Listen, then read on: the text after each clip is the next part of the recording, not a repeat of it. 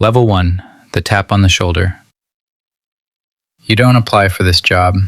You don't walk into a recruitment office. You're 28 years old.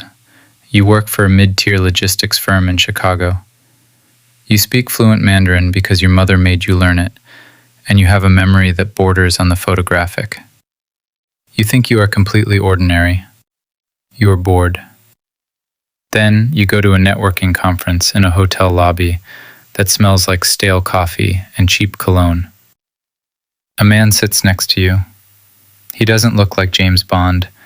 He looks like a high school math teacher. He knows about the logistics company. He knows about your mother. He knows about the $40,000 in student debt you are quietly panicking about.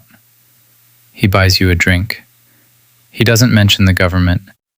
He mentions an opportunity to use your specific talents for something that actually matters. He slides a business card across the table with nothing but a phone number on it. He tells you to call it from a payphone on a Tuesday. You think it's a joke. But 3 days later, standing in the freezing rain, you drop a quarter into a payphone. The man who answers doesn't say hello. He just gives you an address. The life you thought you were going to live ends right here. Level 2, the farm.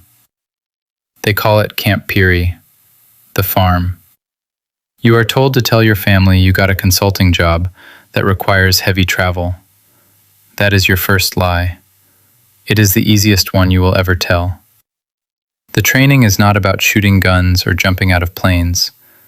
The military has people for that. Your training is about the architecture of human vulnerability. You learn how to read a room in 3 seconds.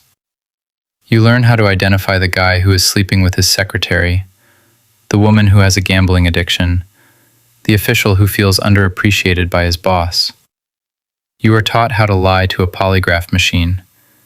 You sit in a freezing room for 8 hours while a man who smiles too much asks you the most intimately devastating questions about your childhood, your failures, and your deepest shames.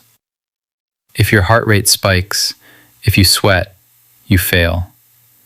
They are systematically dismantling your ego. A spy with an ego gets caught. You learn to become a mirror. If the person you are talking to is arrogant, you become submissive. If they are insecure, you become their mentor. By the end of the 6 months, you look in the mirror and you aren't entirely sure who is looking back. That means you are ready. Level 3, the legend. You are selected for NOC, non-official cover. You do not have diplomatic immunity. If you get caught, the United States government will publicly call you a criminal and deny you exist. You are given your legend, a completely fabricated life history. Your name is now David. You are an executive for a European agricultural export company. You have a fake degree from a real university. You have fake ex-girlfriends.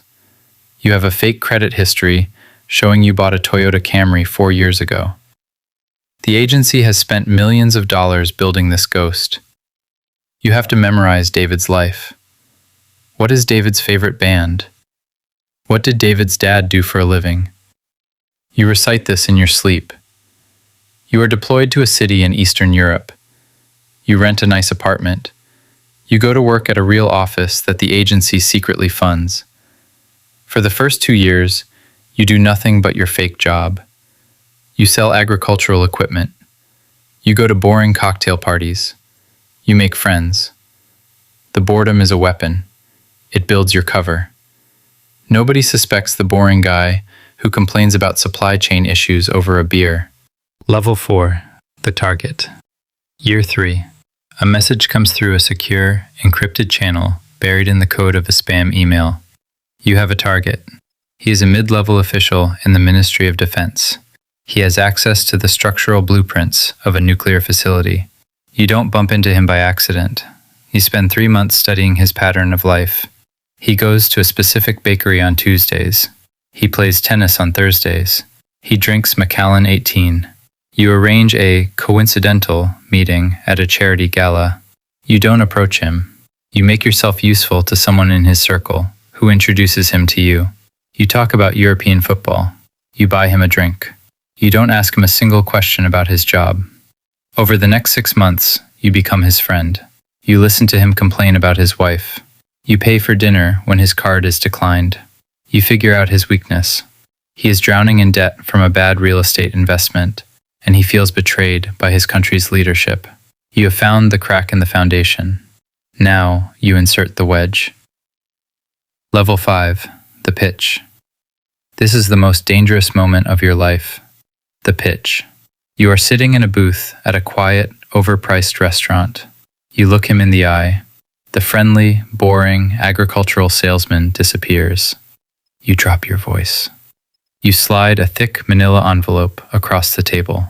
Inside is $50,000 in untraceable cash. You tell him you represent people who value his unique insights. You tell him his government doesn't respect him, but your people do. He stares at the envelope. He sweats. He looks at the door. He could stand up, walk out, and call the counterintelligence police. If he does, you have exactly 4 hours to burn your apartment, destroy your hard drives, and get across the border in the trunk of a car before you are thrown into a black site for the rest of your life. You don't blink. You sip your whiskey. The silence stretches for 2 agonizing minutes. Finally, his hand reaches out. He takes the envelope. He slips it into his coat. You own him now. He has committed treason. He is your asset. But you don't feel victorious. You feel a cold, heavy, feel victorious. You feel a cold, heavy pit in your stomach, because you know you have just signed this man's eventual death warrant. Level 6, the paranoia. Year 7. You have 5 assets running. You are funneling top-secret intelligence back to Langley that is literally changing the foreign policy of the United States. But the psychological toll is bankrupting you. You haven't spoken your real name aloud in half a decade. You haven't had a real relationship because you can't be honest with anyone you sleep with. The paranoia is a physical weight. Every time a car takes the same 2 turns behind you, your heart hammers against your ribs. Every time your phone clicks during a call, you assume the local intelligence service is listening. You sleep for 3 hours a night.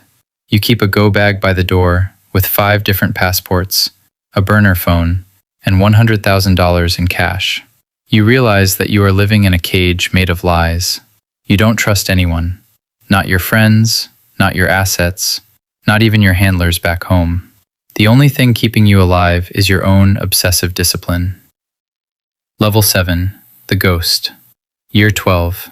Your tour is over. You are pulled out before the local authorities can close the net they were slowly building around you. One of your assets was caught and executed. You don't talk about it. You fly back to the United States. They debrief you in a sterile room in Virginia. They tell you that you did an excellent job. They give you a medal that you are not allowed to show anyone, not even your family. It goes into a safe in a vault. You are medically retired. You are 40 years old. You move to a quiet suburb. You are standing in line at a grocery store. The woman in front of you is complaining loudly to the cashier about an expired coupon for orange juice. You stand there in silence. You have overthrown governments. You have held the secrets to wars in the palm of your hand. You have sat across from monsters and smiled. And now you are just a guy buying milk. You can never write a book. You can never tell your future wife what you really did in your 30s. You are a ghost, haunting your own life. The cycle ends. You walk out into the parking lot, completely invisible to the world you sacrificed everything to protect.